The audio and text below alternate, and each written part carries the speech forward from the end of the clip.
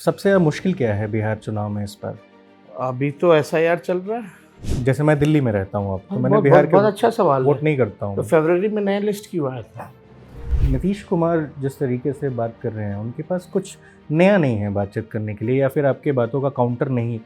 हमको लगा कि वो एसआईआर के बारे में बात करेंगे, लेकिन शायद लग ही नहीं रहा था कि उनको ये भी पता है कि एसआईआर बिहार में हो रहा है कि नहीं हो रहा। ये एसआईआर है क्या?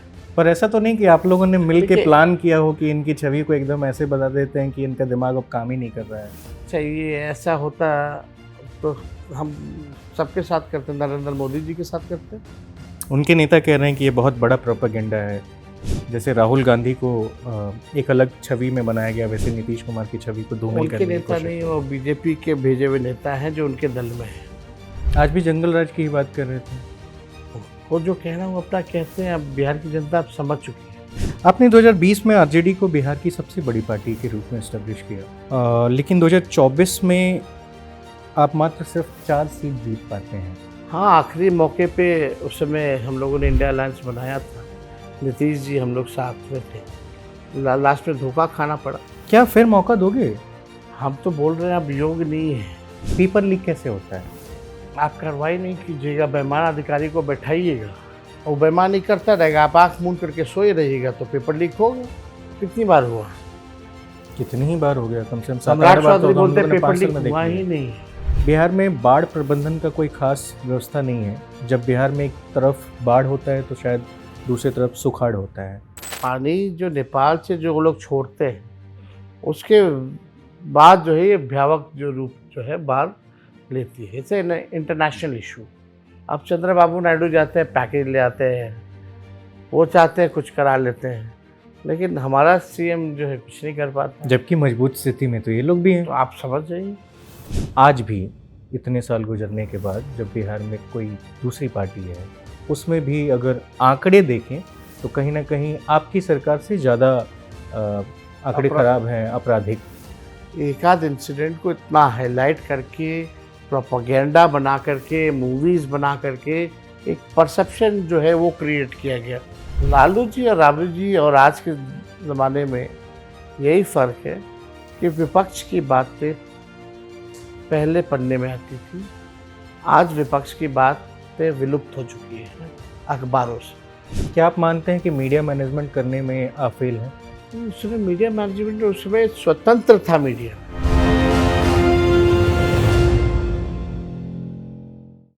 नमस्ते, मेरा नाम अनिल शारदा है। आप मुझे मॉल्टिक्स पर देख रहे हैं। ये हमारा शो ऑन द रिकॉर्ड है और बिहार स्पेशल चल रहा है। आज के जो मेहमान हैं वो तेजस्वी यादव जी हैं। बहुत बहुत स्वागत है सर आपका हमारे साथ शुक्रिया। करने के लिए। सिंपल सवाल, मतलब सबसे ज़्यादा मुश्किल क्या है बिहार चुनाव में इस बार? अभी तो एसआईआर चल रहा है और हम लोगों की कोशिश है कि जो वोटर्स हैं उनका नाम ना कटे, और क्योंकि साजिश की बू आ रही है और लगातार जो है इलेक्शन कमीशन जो भी कंफ्यूजन है या जो सवाल है उसको एड्रेस नहीं कर रहा। और अब तक सुप्रीम कोर्ट में भी मामला गया है, सुप्रीम कोर्ट ने भी सलाह दिया है और अभी तक उस पर भी कोई भी सलाह वो सुप्रीम कोर्ट के मानेंगे नहीं मानेंगे, खुल करके कोई भी इलेक्शन कमिश्नर्स ने सामने आके बात नहीं की है। हालांकि सूत्रों के हवाले बहुत खबर चल रहे हैं और प्रेस नोट वगैरह जो है जारी किया गया है, लेकिन इतना बड़ा ड्राइव फिर से आप नई सूची बना रहे हैं वोटर्स की और इलेक्शन कमीशन खुल के बात नहीं रख रहा, अपने ही आदेशों को बार बार बदल रहा है और केवल 25 दिन में 8 करोड़ वोटर बिहार में हैं। कैसे वो जोड़ेंगे, लिस्ट बनाएंगे, और जिन जिन डॉक्यूमेंट की उन्होंने मांग की है गरीबों के पास है ही नहीं। और बिहार सबसे पिछड़ा राज्य है जिसके पास डॉक्यूमेंट जिन लोगों के पास है ही नहीं। 2 से 3% लोगों के पास डॉक्यूमेंट्स होते हैं।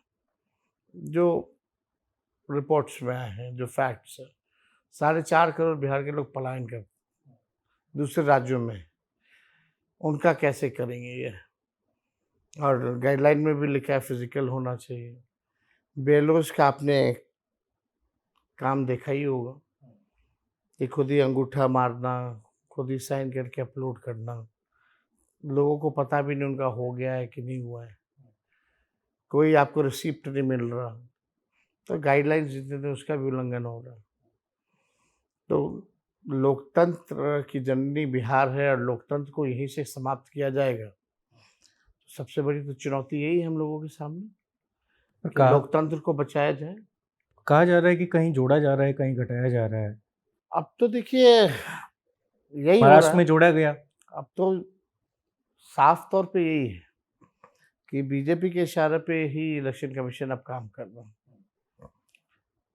जाहिर सी बात है कि सबका रिकॉर्ड होता है, डेटा होता है, हर बूथ का पैटर्न है आपके पास उपलब्ध है, हर इलेक्शन का बूथ का क्या रिजल्ट है, डेटा कौन मेरा कमज़ोर है, कौन आपका मजबूत है, ये सब पता है। तो हो सकता है कि उस हिसाब से काम कर रही हो। अच्छा, इसमें एक आर्गुमेंट ये भी चल रहा है कि कई सारे लोग, जैसा कि आपने कहा 4 साढ़े 4 करोड़ लोग पलायन कर गए हैं, उसमें से ऐसा भी होगा कि मतलब 50 लाख लोग या 1 करोड़ लोगों ने यहाँ का वोटर लिस्ट से अपना नाम हटा लिया गया होगा। जैसे मैं दिल्ली में रहता हूँ अब, तो मैंने बहुत बिहार बहुत के बहुत अच्छा सवाल वोट है। नहीं करता तो हूँ। फरवरी में नया लिस्ट क्यों आया था? ये तो प्रक्रिया सालों भर चलता है ना, जो मर गया उसका हट गया। जैसे मेरी बीवी का ही, दिल्ली की वोटर थी वो, 3 महीने पहले हमने उनका दिल्ली से वोटर लिस्ट से नाम कटवा करके पटना का करवाया। तो रेगुलर प्रक्रिया है। एसआईआर तो बहुत बड़ी चीज़ होगी ना। ठीक है, कराना ही था तो लोकसभा चुनाव के बाद करा लेते हैं। ताकि लोगों के पास टाइम होता। तो आपने फरवरी में नया लिस्ट क्यों जारी किया?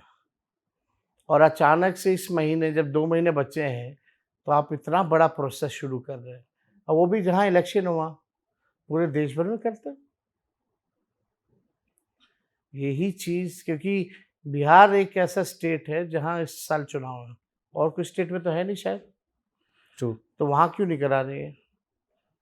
लगना तो स्टेट का ही मशीनरी है ना, तो सबके स्टेट के पास अपना मशीनरी है। और बिहार तो स्पेशल इसलिए भी हो जाता है कि जब यहाँ चुनाव होता है तो देश में कहीं नहीं हो रहा होता है। तभी तो 2 महीने पहले आप ये एसआईआर करा दें। नॉर्मल जो पैटर्न, जो रूटीन वर्क जो है इलेक्शन कमीशन का, घटाना, जोड़ना, ये तो चलता ही रहता है। जो 18 साल के हो गए उनका जुड़ता ही है ना। बिल्कुल। ऐसा नहीं कि 2003 के बाद से जुड़ा ही नहीं है। तो कैसे जुड़ा? अच्छा, आज मैं विधानसभा में आपकी कार्रवाई सुना। नीतीश कुमार जिस तरीके से बात कर रहे हैं, उनके पास कुछ नया नहीं है बातचीत करने के लिए, या फिर आपके बातों का काउंटर नहीं ऐसा फील आज होता है? एसआईआर के बारे में बात रखने का हमको थोड़ा मौका मिला, वो इंटरप्ट हो गया। सत्ता पक्ष के लोगों ने बोले नहीं थे, बीच में मुख्यमंत्री उठ गए। हमको लगा कि वो एसआईआर के बारे में बात करेंगे, उस विषय पे बात करेंगे, लेकिन शायद लग ही नहीं रहा था कि उनको ये भी पता है कि एसआईआर बिहार में हो रहा है कि नहीं हो रहा। ये एसआईआर है क्या? उनको लग रहा था ये क्यों बोल रहा है, तो वो अपने अलग ही दिशा में अपनी बात ही, आप देख सकते हो तो ऑन रिकॉर्ड है, लेकिन एसआईआर के बारे में कुछ जिक्र नहीं है। पर ऐसा तो नहीं कि आप लोगों ने मिल के देखिए, प्लान किया हो कि इनकी छवि को एकदम ऐसे बता देते हैं कि इनका दिमाग अब काम ही नहीं कर रहा है? अच्छा, ये ऐसा होता तो हम सबके साथ करते, नरेंद्र मोदी जी के साथ करते, नीतीश जी के साथ क्यों करते? सबके साथ करते हैं। उनके नेता कह रहे हैं कि ये बहुत बड़ा प्रोपेगेंडा है। जैसे राहुल गांधी को एक अलग छवि में बनाया गया, वैसे नीतीश कुमार की छवि को धूमिल उनके करने की नेता कोशिश नहीं, हो वो रही है। बीजेपी के भेजे हुए नेता हैं जो उनके दल में है, बीजेपी को टेके नेता। वो सब उन लोगों का डीलिंग, भूजा पार्टी वाले नेता लोग की डीलिंग बीजेपी से हो गई है। तो हमको लगता है कि जो भी है, प्रेस मीडिया से भी इंटरेक्ट नहीं करते वो। कहाँ कर रहे हैं? इतनी बड़ी घटनाएं हुई देश भर में, पहलगाम जैसा हादसा हुआ, एक बार भी आके एक शब्द भी नहीं बोला उन्होंने। पहलगाम जब हुआ था, ठीक है, ट्वीट वो तो वो कोई भी लोग लिख कर देता देता है। होगा, लेकिन सामने आके अपने पक्ष को नहीं रखा। सीज फायर हुआ, उसके बारे में उन्होंने कुछ कहा। और भी इश्यूज हुए बिहार में, जैसे एसआईआर हो रहा है, कहीं कोई कुछ कमेंट नहीं। अपराध इतना बड़ा है, उस पे भी कभी भी कुछ नहीं।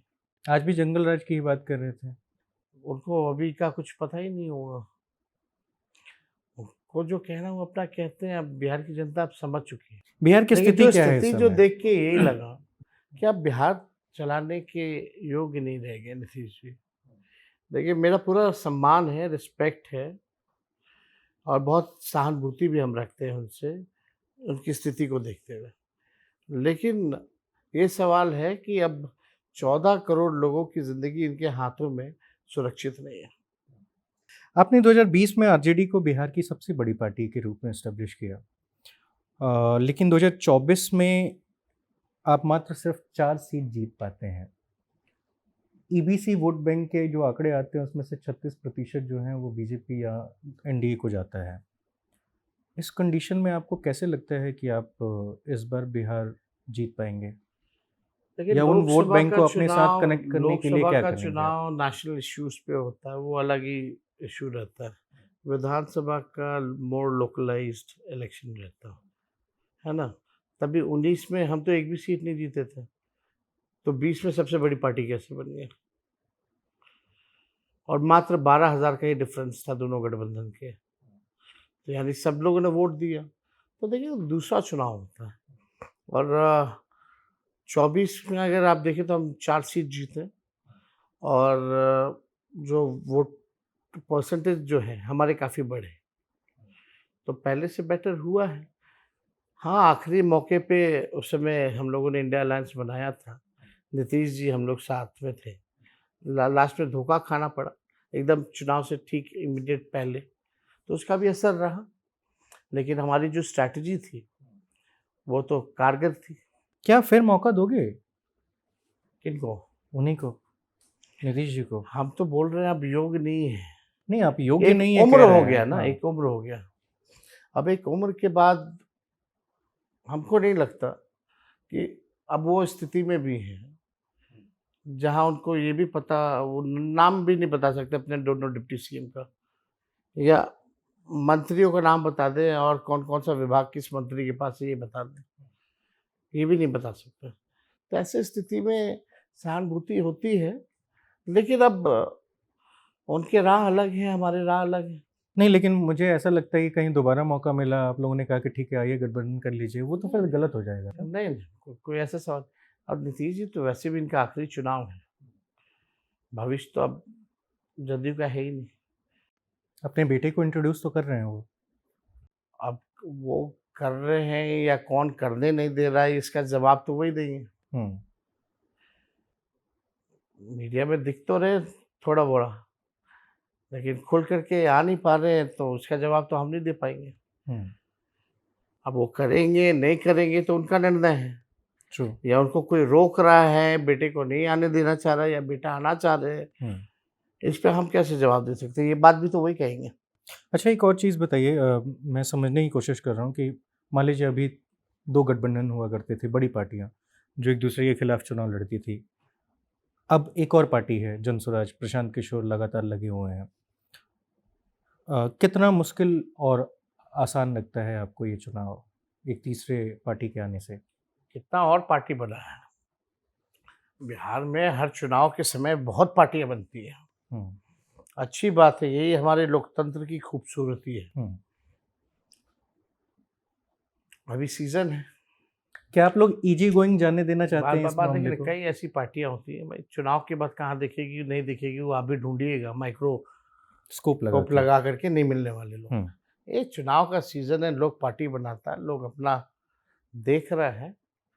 और यहाँ तो कोटा सिस्टम चलता है। आप जिनका नाम ले रहे हैं उन्होंने आज तक खंडन नहीं किया कि भाई वो नीतीश कुमार जी के पार्टी में उपाध्यक्ष अमित शाह जी के कहने पे बने, और ये बात हमने नहीं, नीतीश जी ने कहा प्रेस कॉन्फ्रेंस करके। बिहार बनाने की बात थी तो आप उपाध्यक्ष उस पार्टी में क्यों बने? तो ये भी तो सवाल पैदा होता है, सही खंडन बात क्यों है। नहीं किया? ठीक है, नई पार्टियां बनती हैं, देखते हैं कितना दिन तक संघर्ष चलता है। क्या पॉलिसीज़ हैं बिहार को लेकर के? क्योंकि मैं जो इस बार लोगों से मिल रहा हूँ, मुझे इस बार मुद्दे दिखाई नहीं दे रहे हैं। मतलब जो पिछली बार आपने किया था कि रोज़गार एक बड़ा मुद्दा था, शिक्षा और स्वास्थ्य एक बड़ा देखिए, मुद्दा था। रोजगार इस बार के चुनाव में ये सब चीज़ देखने को नहीं बेरोजगारी मिल रही सबसे है। बड़ा मुद्दा तो है ही। हुँ, अब आपको दिखे ना दिखे वो अलग बात है, हुँ, क्योंकि अभी नोटिफिकेशन भी नहीं हुआ।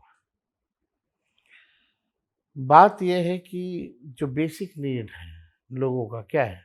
हुँ, पढ़ाई है, दवाई है, कमाई, सिंचाई, और ऐसी सरकार चाहिए जो कार्रवाई करे और सुनवाई करे। हुँ, ये बेसिक नीड है हम लोगों का। हुँ, बिहार 20 सालों से नीतीश जी मुख्यमंत्री, 11 साल से प्रधानमंत्री नरेंद्र मोदी जी, हुँ, केंद्र राज्य में दोनों का, इन्हीं लोगों का शासन एक लंबा अरसे तक चल रहा है। हुँ, फिर भी नीति आयोग की रिपोर्ट में बिहार सबसे गरीब, बेरोजगारी सबसे ज़्यादा, पलायन सबसे ज़्यादा, शिक्षा चिकित्सा में हम सबसे पीछे हैं। हुँ, आप देखिएगा कोई कारखाने नहीं है, उद्योग नहीं है, हुँ, किसानों की हालत जो है बद से बदतर है। प्रति व्यक्ति आय बिहार सबसे कम है, प्रति व्यक्ति निवेश में भी बिहार सबसे कम है। हुँ, तो आप ये स्थिति आप समझ सकते हैं, चाहे लॉ एंड ऑर्डर लगातार अपराध बढ़ रहा है, एनसीआरबी के अगर आंकड़े देखें हुँ, तो ये मूल समस्या ये है। अब लोगों को रोजगार चाहिए, लोग बाहर नहीं जाना चाहते, हुँ। तो उनके लिए आप बेटर इंफ्रास्ट्रक्चर बनाइएगा, पर क्या बनाएँगे? हॉस्पिटल बनाइएगा, यूनिवर्सिटीज़ बनाइएगा, कॉलेजेस बनाइएगा। हुँ, ठीक है, आप बिल्डिंग बना दिए हैं, लेकिन उसमें डॉक्टर ही नहीं है, नर्सेज ही नहीं है। आप समझ सकते हैं कि 18 साल की ये जो सरकार, जो 2020 में जब हमने घोषणा किया था 10 लाख नौकरी दे देंगे सरकारी, हुँ, इनको पता ही नहीं, 18 साल से उस समय चला रहे थे सरकार, कि इनके विभागों में भी रिक्त पदें हैं। हुँ। वो भी भरने की कवायद नहीं शुरू की गई। 1.5 लाख से ज़्यादा अभी भी अभी खाली भी पदे कई हैं। जगह जो है रिक्त पदें पड़ी हुई हैं। हुँ, आप ढांचा बना दीजिएगा, लेकिन वहाँ इलाज नहीं होगा, दवा नहीं होगा, डॉक्टर नहीं होगा, मशीनरी नहीं होगी जाँच करने वाली, तो काम कैसे चलेगा? हुँ, तो आप जो बजट जो बनाते हैं, उस हिसाब का बजट बनाइएगा। अब तो हमारे पास एक्स-रे आ गया है, जाति आधारित जो गणना हम लोगों ने कराया। हुँ, अब आपको एक-एक चीज़ स्पष्ट है, पता है कि 94 लाख ऐसे परिवार जो हैं, हुँ, वो गरीबी रेखा के नीचे आते हैं, जो 6,000 से कम उनका आय है। आप उनके लिए योजना ला सकते हैं। कौन किस स्थिति में रह रहा है, कौन भूमिहीन है, आप उनके लिए योजना ला सकते हैं। कौन बिना घर का रह रहा है, बिना छत के रह रहा है, आप उनके लिए योजना ला सकते हो, तो चिन्हित है। जो तो उस हिसाब से आपको स्कीम में भी तब्दीली करनी चाहिए, हुँ, जो कि हो नहीं रहा है। आपने जाति आधारित गणना करा तो लिया, हुँ, वो भी हमारे दबाव में हुआ, लेकिन आप उस डेटा का इस्तेमाल कहाँ कर रहे हैं? और इस डेटा में तो स्पष्ट हो गया कि हर जाति में गरीबी है। हुँ, कौन से समाज के लोग कितना सरकारी नौकरी में है या प्राइवेट नौकरी में, ये भी है। स्पष्ट है। बिना नौकरी के है, हुँ, कौन क्या कर रहा है, ये भी स्पष्ट है। तो आपके पास तो बहुत सारी चीज़ें आ गई हैं, जो आप उस दिशा में आप काम कर सकते हैं।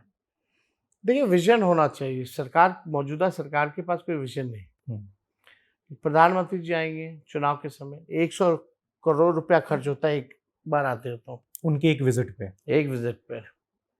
स्कूलें बंद कर दी जाती है, जितना बसेस वगैरह होता है, टीचर वीचर की ड्यूटी लगाई जाती है, ज़बरदस्ती आदेश निकलता है कि भीड़ इकट्ठा कीजिए। 100 करोड़ रुपया, यानी अब तक 200 बार से भी ज़्यादा आगे होंगे। तो कितना हज़ार करोड़ रुपया खर्च हो गया होगा, सोचिए। हुँ, वो कहाँ से खर्च हो रहा है? बिहार के खजाने से, यानी बिहार के आम लोगों के पॉकेट से। सरकारी प्रोग्राम बना करके पॉलिटिकल रैली कर रहे हैं। और विश्व की सबसे अमीर पार्टी बीजेपी, हुँ, देश के सबसे गरीब राज्य के खजाने से अपना काम चला रही है। पॉलिटिकल कैंपेन कर रही है। एकदम।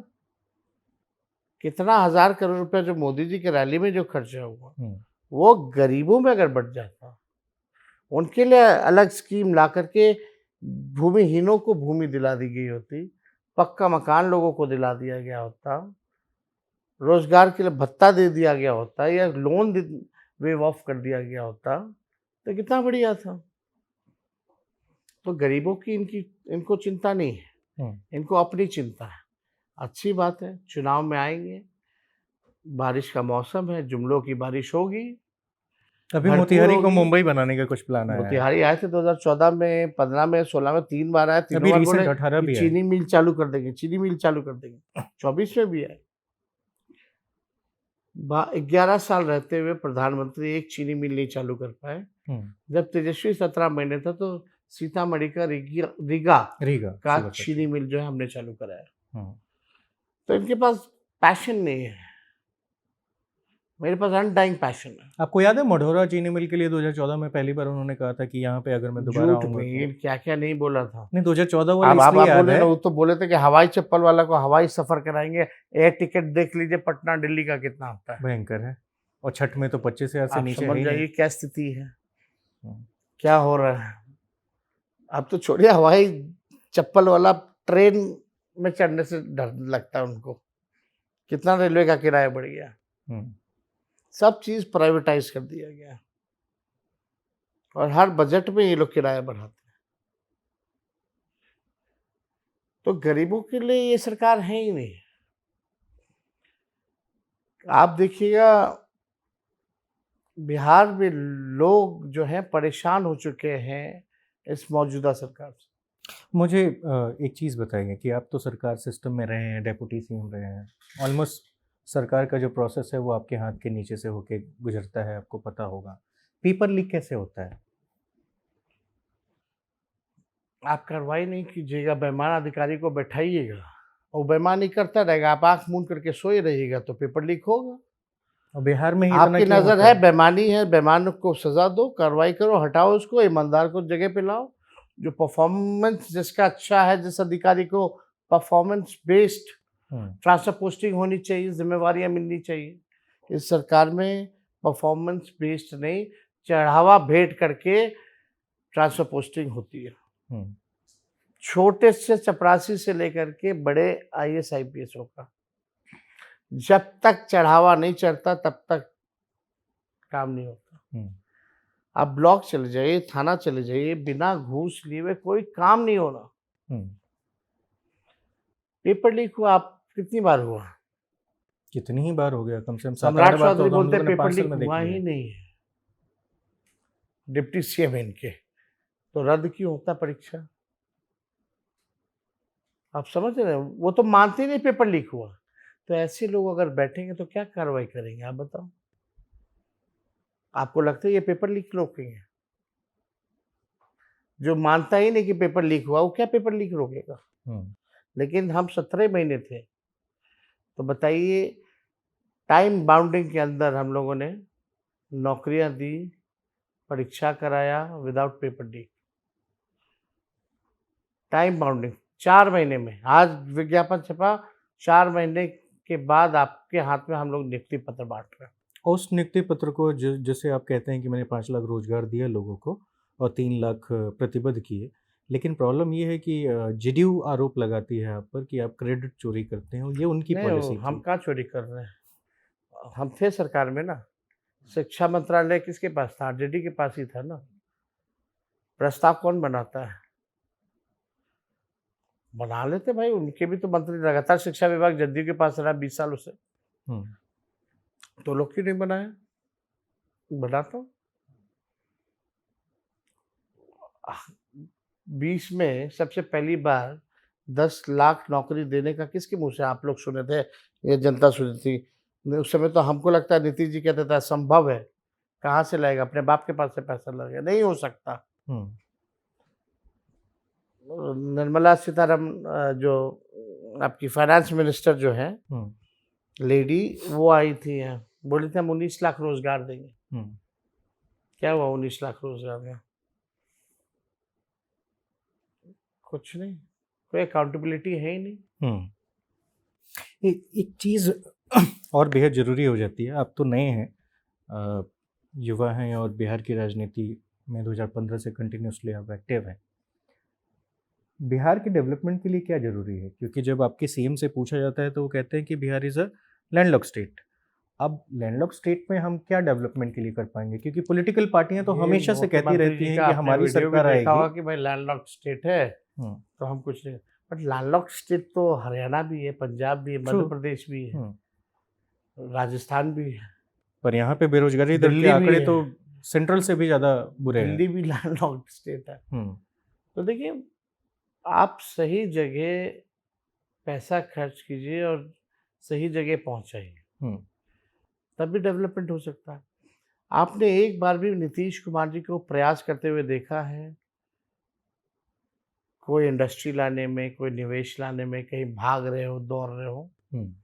हमारे मुख्यमंत्री तो नीति आयोग की बैठक में नहीं जाते। ये स्थिति है। हम टूरिज्म मेरे पास था तो हम गए ना भाई जापान। हुँ, वहाँ हमने जितने टूर ऑपरेटर्स थे या जितने लोग थे टूरिज्म से रिलेटेड जो आना चाहते हैं, उन सब के साथ हमने बैठक की हुँ, और उन सब का सजेशन हम लोग लिया, उस हिसाब से हम लोग रोड मैप बना रहे थे। आइए, बिहार आइए। 50,000 करोड़ का इन्वेस्टमेंट हम लोग लेके आए, इन्वेस्टर मीट कराया। हुँ। बिहार में एमओयू साइन कराया गया। उस पे कुछ काम हुआ बाद में? अब बाद में तो अब पता नहीं अभी लोग आए क्या किया होगा ये लोग। हाँ, एमओयू तो हम लोगों ने साइन करवा दिया था 50,000 करोड़ तो का। आपने पूछा नहीं तब तक दोबारा? सरकार चली गई। सरकार चली गई लेकिन उसके बाद कुछ लेकिन एक्सेस आप होता है कि आप पूछ पाएँ? कहाँ कोई जवाब देता है हाउस में? हाउस चल रहा है थोड़ी ढंग से। हाँ, कोई जवाब नहीं, कुछ भी झूठ बोल देता सब। तो इस पे तो छोड़िए। लेकिन आप देखिए ना, कोई प्रयास नहीं कर रहा। आप कौन से उद्योगपतियों से मिल रहे हो, बाहर जा रहे हो? हम साउथ के तमिलनाडु के चीफ मिनिस्टर्स को देखते हैं, आंध्रा के चीफ मिनिस्टर्स को देखते हैं, हाँ, बाहर जाते हैं। वो रिक्वेस्ट करते आइए इन्वेस्ट कीजिए हाँ, and we will provide you everything. यहाँ बिहार में क्यों नहीं एग्रो बेस्ड इंडस्ट्री आ सकती है? हाँ। एग्रीकल्चर हमारा उसी पे निर्भर आपका रोड हम मैप लोग क्या करते है? हैं। आपने क्या-क्या सोचा है कि अगर एग्रो आप बेस्ड होना आपकी चाहिए। पार्टी जीत जाती है, महागठबंधन की सरकार बन जाती है, तो अगले 5 साल में इंफ्रास्ट्रक्चर के डेवलपमेंट में या पलायन को रोकने में जो हर साल 5 लाख से ज़्यादा लोग पलायन करते हैं, क्या प्लान है? बहुत सारी चीज़ें हैं, इंफ्रास्ट्रक्चर। पढ़ाई को लेकर के बाहर का बच्चा सब बाहर जा रहा है पढ़ने, नौकरी के लिए बाहर जा रहा है और कमाने तो जा ही रहा है, चिकित्सा के लिए भी बाहर ही जाना पड़ रहा है। ये 3 है। अगर ये तीनों चीज़ें अगर हम बिहार में दें, तो बाहर जाने की ज़रूरत ही नहीं है। हुँ, आप एजुकेशनल सिटी बना सकते हैं, हब बना सकते हैं। 2000 एकड़ में आप बनाइए, कौन जाएगा कोटा? अच्छे विश्वविद्यालय बताइए। बनाइए, आप कॉलेजेस अच्छे बनाइए, अच्छे विश्वविद्यालय बनाइए। आज कहाँ यहाँ विश्वविद्यालय में 3 साल में भी ग्रेजुएशन नहीं हो पा रहा। हुँ, 5 साल भी हो जाए तो बहुत बढ़िया बात है। तो लोग तो सफ़र कर रहे हैं ना। हुँ, फूड प्रोसेसिंग यूनिट्स लगने चाहिए। केला है, मक्का है, मखाना है, लीची है, आम है, हुँ। कितनी चीज़ें हैं। इनके भंडारण के लिए कोई व्यवस्था नहीं है। आप मक्का देखे होंगे, सीमांचल कोसी के इलाके में बहुत मक्का होता है। सड़क पे ही वो सब इस सड़क पे समय ही बेचा सुखाते हैं ना। हुँ, क्यों सुखाते हैं सड़क पे? ये सरकार ने कभी सोचा? और कितना एक्सीडेंट होता है उस पे? हुँ। रात में अगर गाड़ियाँ चल रही हैं तो स्किड करती है, मार्केट कैप कितना है बहुत उसका? है। तो अगर आप हर पंचायत में उसकी भंडारण का व्यवस्था करा दीजिएगा, हुँ, तो लाभ होगा। तो सोच आपको नई सोच के साथ आपको आना पड़ेगा, अनडाइंग पैशन रखना पड़ेगा। हुँ, आप में विल पावर होना चाहिए। तो चीज़ें की जा सकती है, क्यों नहीं की जा सकती हैं? आज भाई सब नौकरी के बारे में बात कर रहे हैं ना। 2020 से पहले कितना बार आप सुने होंगे इस मुद्दे को, लेकिन 2020 के बाद ये चीज़ें तो बदली हैं, तो किया गया है। करके दिखाया गया कि इट इज पॉसिबल।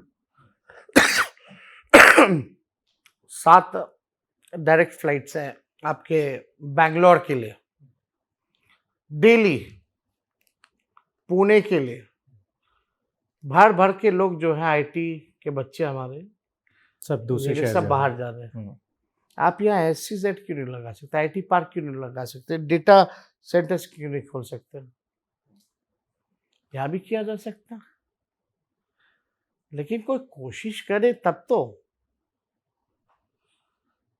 मुख्यमंत्री जी से तो पूछे, जब आप ये काम करोगे तो आपके लिए मुख्यमंत्री जी- लैंडलॉक सा फील मुख्यमंत्री- नहीं होगा क्या? मुख्यमंत्री जी अगर की भाषण सुनेंगे तो बोलते अब सब कुछ तो हो गया है, पहले कहाँ कुछ था, अब तो सब कुछ कर ही दिए। हाँ। तो सब कुछ मुख्यमंत्री को लगता है कि जब सब कुछ कर दिए तो कुछ हुआ, कुछ करने की और जरूरत ही फिर नहीं लोग है। परेशान क्यों है? तब बिहार गरीब है, सब कुछ कर दिए। बिहार में पलायन है, सब कुछ कर दिए। बिहार में सबसे ज्यादा बेरोजगारी है, सब कुछ कर दिए। कुछ बचा कहाँ है जी? बाढ़ आपके यहाँ सबसे बड़ा एक मुद्दा होता है। कोसी का जो बेल्ट है वो अमूमन बाढ़ में डूबा ही रहता है जब भी बाढ़ आया तो। साल 2023 की कोसी बाढ़ में करीब 8.5 लाख लोग प्रभावित हुए। बिहार में बाढ़ प्रबंधन का कोई खास व्यवस्था नहीं है। जब बिहार में एक तरफ बाढ़ होता है तो शायद दूसरी तरफ सुखाड़ होता है। इस कंडीशन में इरिगेशन फैसिलिटीज़ को बेहतर करने के लिए क्या प्लान है तेजस्वी यादव के? अभी अमित शाह जी आए हुए थे बिहार, 11 साल से सरकार में केंद्र में और 20 साल से राज्य में एनडीए की सरकार। अमित शाह जी आए तो उन्होंने कहा कि अब हम लोग बाढ़ नियंत्रण पे काम करेंगे। तो इतने साल आमंत्रण पे काम कर रहे थे क्या? पहली बात, जो कोसी का जो है कोई प्रयास नेपाल से बात करने की भारत सरकार ने की या बिहार सरकार ने की, तो आप कोशिश बताइए। कोई मध्यस्थता दिखाई नहीं कभी देती भी है। कोई सीरियसनेस नहीं दिखा होगा। हम्म, तो ये जो पानी जो नेपाल से जो लोग छोड़ते हैं हम्म, उसके बाद जो है ये भयावह जो रूप जो है बाढ़ लेती है। It's international issue. ट्रू। तो आपको उस हिसाब से लगना पड़ेगा। अब चंद्रबाबू नायडू जाते हैं, पैकेज ले आते हैं, वो चाहते हैं कुछ करा लेते हैं, लेकिन हमारा सीएम जो है कुछ नहीं कर पाता। जबकि मजबूत स्थिति में तो ये लोग भी हैं। तो आप समझ जाइए।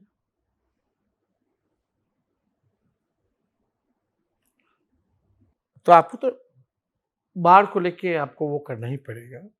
अब बाकी जहाँ ड्रॉट का एरिया है उस हिसाब से आपको सिंचाई की प्रॉपर व्यवस्था जो है वो करनी। इस सिंचाई में साउथ बिहार में जो कैमूर का इलाका है, आप देखिएगा जब लालू जी सरकार में थे और जगदा बाबू जी जब इरिगेशन मंत्री थे तो उन इलाकों में बहुत कनाल उनाल का काम जो है सिंचाई की व्यवस्था की गई। और वो जा कर के आप देखिए वहाँ जो क्षेत्र बने हुए हैं, जो रोहतास का इलाका है, जो कैमूर का इलाका है, बहुत बढ़िया ढंग से जो है सिंचाई की व्यवस्था है वहाँ। तो हम लोगों का ये काम है कि किसानों का जो फसल जो है वो बढ़े कैसे। तो इसके लिए है, सब चीज़ है, प्लान है, विजन है, हम लोगों को सबके लिए काम करना है। अच्छा, पॉलिटिक्स में अगर आप हैं तो आपको जहर से दूसरे प्रतिद्वंदी को भी देखते तो होंगे ही, उनकी पॉलिटिक्स को भी एनालाइज करने की कोशिश करते होंगे। आपके मित्र चिराग पासवान वो 243 सीटों पे इंडिपेंडेंट लड़ने की बात कह चुके हैं पिछले दिनों। पिछली बार भी उन्होंने लड़ा ही था, पूरी सीटों पे नहीं लेकिन लगभग। इससे कुछ दिक्कत आएगी? आप कह रहे हैं मेरे मित्र हैं, हम जानते होंगे, आप समीक्षा करते होंगे, ये आपका सवाल है। जहाँ तक हम देख सकते हैं उनकी हिम्मत नहीं है इस बार अकेले चुनाव लड़ने की। जो बीजेपी कहेगी वो करेगी। तो क्या बीजेपी कह रही है कि वो, और उसमें एक दो चीज़ बार्गेनिंग कर लेंगे, कोई परिवार के सदस्य को एमपी राज्यसभा में सेटल करना हो या अपना विभाग चेंज कराना हो, थोड़ा मलाईदार विभाग मिल जाए, ये सब में एडजस्ट हो जाएगी। कायदे से फूड प्रोसेसिंग यूनिट एक को लेकर के MLC जो दे आपका दे। विजन है वही डिपार्टमेंट वो संभालते भी हैं। अभी तक कुछ दिए तो नहीं बिहार को। बड़ा सवाल है। फूड प्रोसेसिंग मंत्री हैं और यहाँ फूड प्रोसेसिंग यूनिट्स लग सकते हैं। इसके लिए भी कुछ नहीं किया उन्होंने। तो भाजपा के जो केंद्रीय मंत्री है बिहार के, उन्होंने क्या किया? Textile park 9 Giriraj Singh announce किया, एक को बिहार में नहीं दिया।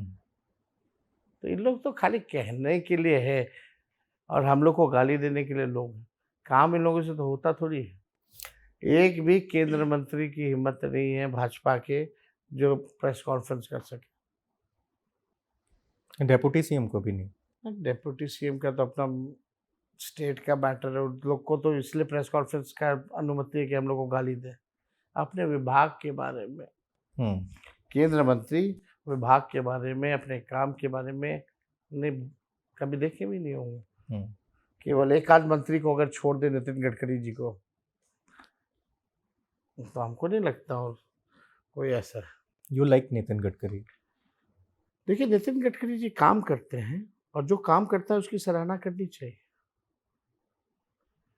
इसमें ऑल पार्टी को, चाहे कोई किसी दल का हो, कुछ भी हो, ही इज अ प्रोग्रेसिव सोच के व्यक्ति है। बिहार में इस बार आप लोग का गठबंधन किस तरीके से चलेगा? क्योंकि आपके सहयोगी हैं मुकेश सहनी, वो सुनने में आया पिछले दिनों की 50-60 सीटें आपसे डिमांड कर रहे हैं। सब लोग का चाहत है। डेप्यूटी सीएम अच्छा, का कौन पोस्ट सा ऐसा डिमांड कर पार्टी रहे हैं। जो कम सीट पर लड़ेगा? हम्म, सब चाहता है ना कि भाई हमको ज्यादा से ज्यादा सीट मिले, तो इसमें बुराई क्या है? समन्वय कैसे बनेगा? समन्वय है तभी तो है। समन्वय हो रहा है, बातचीत चल रही है, बातचीत से समन्वय होता है, और कैसे होता पर इस बात की चिंता है कि कहीं आप कोई प्रेस है? कॉन्फ्रेंस आप कर थोड़ी रहे हो और अचानक वो उठ के चल आप दिए। थोड़ी वो जिनी को बुला दीजिएगा जो उसका है रब कीजिए, क्या चीज का कहते हैं, अलादीन का चिराग। हाँ, अलादीन का चिराग थोड़ी है कि आप चिराग को रगड़े और जो है उसमें से जिन निकल के आ जाए और हम बोले भाई सेटल कर दो, सेटल हो जाए। डायलॉग से होगा, बातचीत से होगा, एक दूसरे को समझना पड़ेगा और समझाने से होगा, समझने से होगा, ऐसे ही है। अच्छा, थोड़ी देर पहले आपके एक सहयोगी से मेरी बात हो रही थी, तो उन्होंने मुझसे पूछा कि कहाँ से हो। मैं बोला गोपालगंज से ही हूँ। तो विधानसभा कौन सी है? मैं बोला कुचायकोट विधानसभा है। तो हुआ कि आप लोग क्यों वहाँ पे कांग्रेस का ही टिकट देते हैं बार बार, आरजेडी को दे दीजिए। ऐसा कोई प्लानिंग है? देखिए, इसमें बातचीत चल रही है, एक एक सीट पे जो है विनेबिलिटी देखी जा रही है और सभी पार्टियां जो है इस बार हम लोग मूड में हैं कि जो जहाँ स्ट्रांग है वो उसको वहीं से लड़ना चाहिए। पर कुचायकोट में तो एक मेरा देखना है कि काली पांडे को मिलता रहता है टिकट कांग्रेस से, और मजबूत है नहीं वहाँ पे अब उतना ज़्यादा शुरू में वो एक्टिव विधायक नहीं है। रह चुके हैं वहाँ से, बहुत पहले बहुत पहले हैं, बहुत पहले। वह हैं, लेकिन अभी we are open to everything. और जिस पार्टी के स्ट्रॉन्ग कैंडिडेट होंगे वो पार्टी चुनाव वहाँ से लड़ेगी। तभी इस पे कोई निर्णय अभी ऐसा नहीं हुआ, जब होगा तो पब्लिक किया जाएगा। लेकिन कुचायकोट के लोग जो हैं, मौजूदा जो विधायक हैं, पप्पू पांडे डॉन है, बिना एक भी ठेका जो है उनके अनुमति से नहीं होता है। सब कुछ उन्हीं लोगों को मिलता है वहाँ, जो भी ठेकेदारी है। पिछले दिनों आपकी पार्टी के कुछ अधिकारी हैं, मदद करते हैं, सरकार में बैठे हुए लोग सहयोग करते हैं, उनके अपराध को छुपा दिया जाता है और उनके खजाने को भर दिया जाता है। ये कौन नहीं जानता वहाँ? आप तो वहाँ के हैं ही, कुचायकोट के, जानते ही होंगे। बस ऊपर ऊपर से ही जानता हूँ, बहुत ज़्यादा मत घुसिएगा, नहीं तो अच्छा है कि मैं यहाँ नहीं रहता हूँ, कम से कम बिहार में। अच्छा, एक बात बताइए, 2 आखिरी सवाल। एक तो ऐसे बुनियादी सवाल था, आप पहन के नहीं आए कुर्ता पजामा, नहीं तो मैं पूछता कौन से टेक्सचर का पजामा और कुर्ता पहनते हैं आप? मिक्स रहता है वो कभी उस पर सिलवटें नहीं आती? वो क्योंकि इतना भागा दौड़ी होता है, थोड़ा जब मार्केट में है तो ले लिया जाए। बार बार कौन आयरन कराएगा, कौन बार बार पहनेगा? तो उसमें जो होता है रिंकल आपका लगता है कि आयरन है। हमेशा उस पर कोई मार्क्स वगैरह वैसा दिखाई नहीं देता, तो वह है। अब लोग सब लोग पहनते हैं, लेकिन मोदी जी से बहुत सस्ता कुर्ता है। मोदी जी का बहुत महंगा महंगा शॉल है, बहुत महंगा कुर्ता है, उनको कुर्ता भी बदलना बार बार पसंद है। ठीक है, सबका शौक है, इस पे हम क्रिटिसाइज नहीं कर रहे, हम बस कंपेयर कर रहे हैं कि हमारे कुर्ते उनके कुर्ते में क्या फ़र्क है। हम्म, हालांकि उनके शौक पे हम कुछ नहीं बोल रहे, शौकिया होना चाहिए, क्यों नहीं होना चाहिए। हम्म। हम खाने का शौकीन है तो रखना चाहिए, खाने की शौकीन है तो। जम्मू भी जाते हो आप या नहीं? ना ना ना अब जाना शुरू करेंगे, हर बार अपने आप को इसी से हौसला देते हैं। नहीं जाना चाहिए क्योंकि आपके मित्र राहुल गांधी जी काफी फिट हाँ फाट नहीं, है और राहुल गांधी जी चिंतित रहते हैं। बेटा हुआ आपको, 2 बच्चों के पिता बन गए हैं आप। ऐसे कंडीशन में परिवार और पॉलिटिक्स दोनों में कितना समन्वय बना पा रहे हैं? है समन्वय है, कोई कितना टाइम कोई मिलता है? दिक्कत नहीं, अब यूज टू हो जाते हैं लोग ना, अब घर वालों को भी यूज टू हो जाते हैं, हम्म, जो फैमिली फ्रेंड जो वो भी यूज टू हो जाते हैं, हम्म, एंड दे सपोर्ट ऑल्सो कि हाँ भाई इस फील्ड में है तो और कोई उपाय है नहीं, हम्म। तो ठीक है, थोड़ा सैक्रिफाइस करना पड़ता है। जो अदर पेरेंट्स जो नॉर्मल समय अपने बच्चों को या परिवार को दे पाते हैं, वो हम लोग उतना नहीं दे पाते, but we still try to get satisfied, और बच्चों को भी कोशिश रहती है कि कुछ भी टाइम मिले तो उनके साथ स्पेंड करें। आप अपने बच्चों के लिए कैसा बिहार देखना चाहते हैं या बनाना चाहते हैं? सभी अपने ही बच्चों के लिए नहीं, जो भी बिहार का जो भविष्य है, हम्म, बिहार अव्वल राज्यों में आए, ऐसा बिहार हम लोग बनाना चाहते हैं जहाँ किसी चीज़ की कमी ना हो, सब चीज़ उपलब्ध हो, जहाँ सबकी तरक्की हो। हम्म। और बिहार तो ऐतिहासिक जगह है, आप जान रहे हैं, टूरिज्म के क्षेत्र में, हर एक क्षेत्र में। हम्म।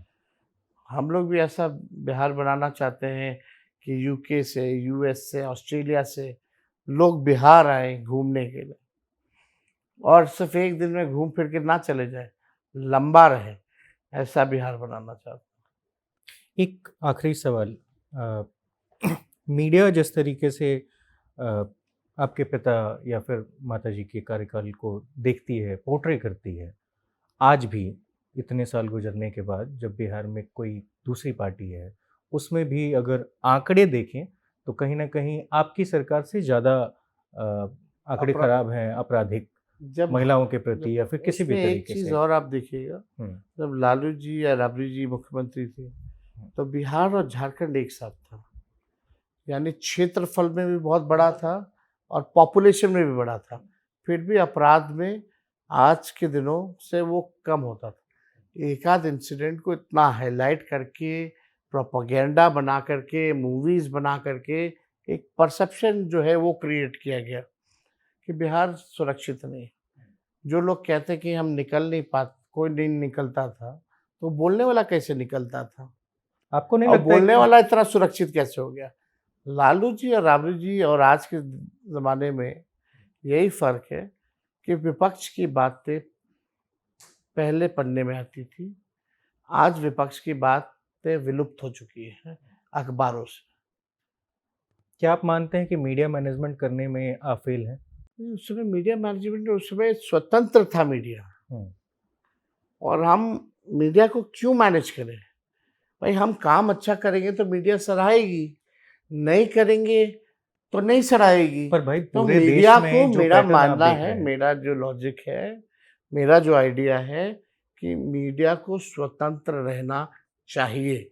ये तो चाहत है ना, पर आप पूरे आप देश भर में अब देख रहे हैं कि आपसे तो, स्थिति क्या आप है। जो सवाल जो लाए हैं, हमने तो नहीं माँगा कि भई आप हमको वही सवाल लाइए जो हमको पसंद है। आपको तो हमने नहीं बोला कि हमको पहले सवाल भेजिए, फिर हम तय करेंगे। आजकल फैशन तो यही हो गया है, हुँ, बट हम नहीं माँगते। ट्रू। हम चाहते हैं कि भाई स्वतंत्र रहे, जो सवाल आपके ज़हन में वो आप पूछिए। हुँ, तो मेरा जो थॉट है, इस प्रकार का है। हुँ, लेकिन आजकल तो हो ही रहा है मीडिया मैनेज, हुँ। अब मजबूरी भी है मीडिया की। अब वो मजबूरी आपसे बेहतर हम नहीं बता पाएँगे। जो सच्चाई है, ये हम लोग आपस में अंदर ही अंदर बात कर लिया। शुक्रिया तेजस्वी हमसे बातचीत करने के लिए, समय देने के लिए। तो फिलहाल इस वीडियो में इतना ही। ऑन द रिकॉर्ड है ये। मेरा नाम अनिल शारदा है। बहुत बहुत धन्यवाद।